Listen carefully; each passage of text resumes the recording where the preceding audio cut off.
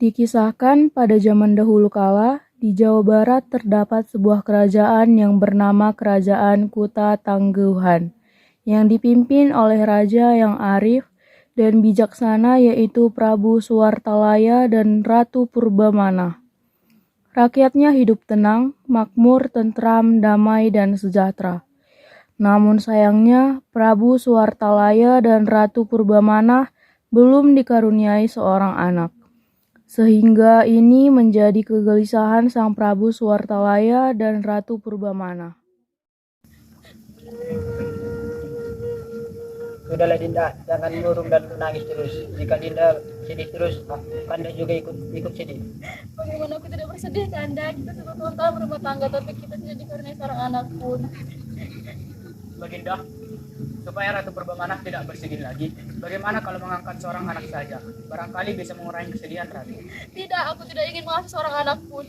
Iya penasihat, aku juga tidak setuju mengangkat seorang anak. Bagi kami anak kandung lebih baik daripada anak angkat. Sudahlah Dinda, jangan sedih terus. Aku akan pergi ke hutan untuk bertapa agar kita dikaruniai seorang anak. Baiklah Kanda, jika Kanda ingin pergi bertapa ke hutan, berhati-hatilah aku mendoakanmu dari sini. Pergilah Prabu, pergi ke hutan untuk bertapa. Di hutan, sang Prabu terus-menerus berdoa agar dikaruniai anak. Beberapa bulan kemudian, keinginan mereka terkabul. Ratu Purbamana pun mulai hamil. Seluruh rakyat senang sekali. Mereka membanjiri istana dengan hadiah. 9 bulan kemudian, Ratu Purbamana melahirkan seorang putri. Putri kita cantik ya Dinda dan sangat lucu. Iya Kanda, kita harus bersyukur menasib diberi seorang anak. Iya Dinda, putri kita juga manis. Bagaimana kalau kita beri nama Gilang Rukmini? Aku setuju saja Kanda. Sesaat raja dan ratu sedang berbahagia, datanglah penasehat kerajaan. Maaf Baginda, ini dari rakyat mengirimkan beraneka jenis hadiah untuk putri Baginda. Mereka turut bersukacita atas kelahiran putri Baginda.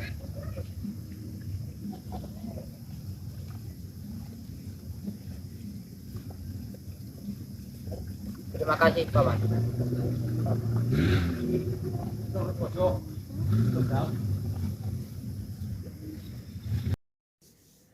Tak hanya keluarga istana yang berbahagia, rakyat turut berbahagia mendengar kabar tersebut.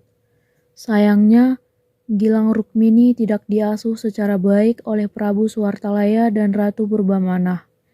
Gilang pun tumbuh menjadi gadis yang manja dengan sifat-sifat yang kurang baik. Dia tak segan berkata kasar untuk mendapatkan apa yang diinginkannya. Walaupun begitu, baik Prabu Suwartalaya, Ratu Purbamana, dan rakyat sangat mencintainya. Putriku, pakailah ini pada satu harapnya. Tidak ibu, aku tidak mau memakainya. Jika engkau memaksaku, aku tidak akan menghadiri pesta itu. Baiklah putriku, aku tidak akan memaksamu untuk memakai ini. Hari berlalu. Putri pun tumbuh menjadi gadis remaja tercantik di seluruh negeri. Dalam beberapa hari, Putri akan berusia 17 tahun.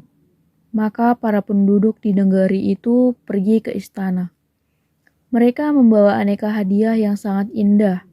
Prabu mengumpulkan hadiah-hadiah yang sangat banyak itu, lalu menyimpannya dalam ruangan istana. Sewaktu-waktu, ia bisa menggunakannya untuk kepentingan rakyat. Prabu hanya mengambil sedikit emas dan permata. Ia membawanya ke ahli perhiasan.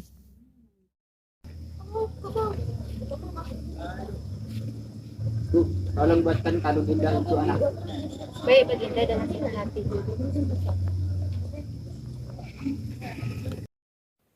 Ahli perhiasan itu lalu bekerja dengan sebaik mungkin dengan sepenuh hati. Ia ingin menciptakan kalung yang paling indah di dunia karena ia sangat menyayangi putri raja. Hari ulang tahun pun tiba. Penduduk negeri berkumpul di alun-alun istana. Ketika Prabu dan Ratu Purbamana datang, orang menyambutnya dengan gembira. Sambutan hangat makin terdengar ketika putri yang cantik jelita muncul di hadapan semua orang. Semua orang mengagumi kecantikannya. Raja dan Ratu telah datang. Wah, cantik sekali ya.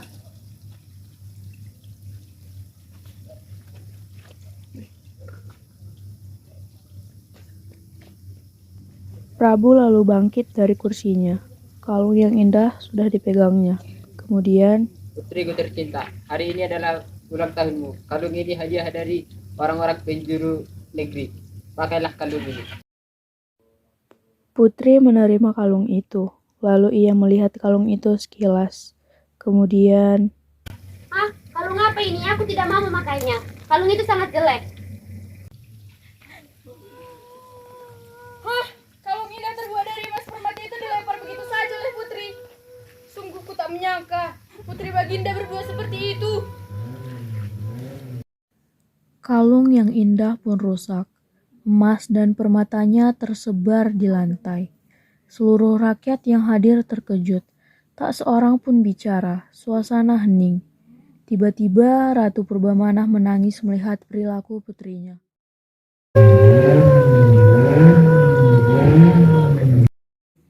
Rakyatnya pun mengikuti menangis melihat Ratu Purbamenah menangis. Akhirnya, semua meneteskan air mata, hingga istana basah oleh air mata mereka. Tiba-tiba muncul air dari halaman istana. Air keluar sangat deras yang makin lama makin banyak. Hah, ada air, air, air. Banjir, banjir, banjir. Setelah kejadian tersebut, rakyat berteriak-teriak kebingungan, panik, ketakutan, dan tiba-tiba istana pun dipenuhi air bagai danau. Lalu danau itu makin besar dan menenggelamkan istana. Kemudian, terciptalah sebuah danau yang sangat indah.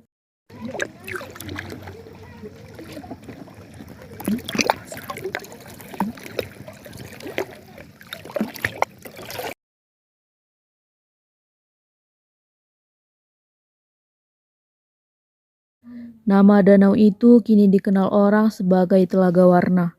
Warna itu berasal dari bayangan hutan, tanaman, bunga-bunga, dan langit di sekitar telaga.